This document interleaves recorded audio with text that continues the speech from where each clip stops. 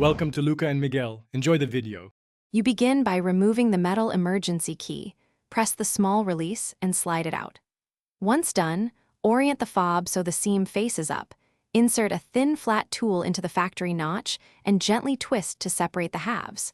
You want to pry incrementally around the perimeter instead of forcing one spot because plastic clips can break.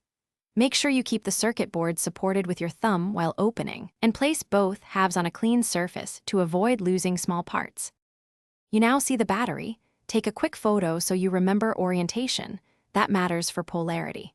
Once noted, use plastic tweezers or a fingernail to lift the CR2032 straight out, avoiding bending the contacts.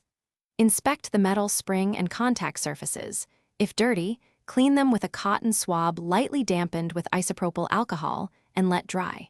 When inserting the new CR2032, press evenly until the cell snaps into the retainer. This ensures reliable contact, and once the new battery is seated, align the two halves and press around the edge until all clips engage. You should hear distinct clicks. Reinsert the metal key into its slot. You must test all functions, lock, unlock, trunk, and panic, so you confirm full operation. If a button fails, reopen and reseat the battery first because poor contact is the most common issue.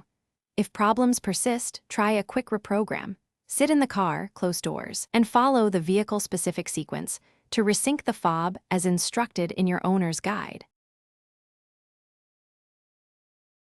Thanks for watching and please subscribe. It's the best investment you'll ever make.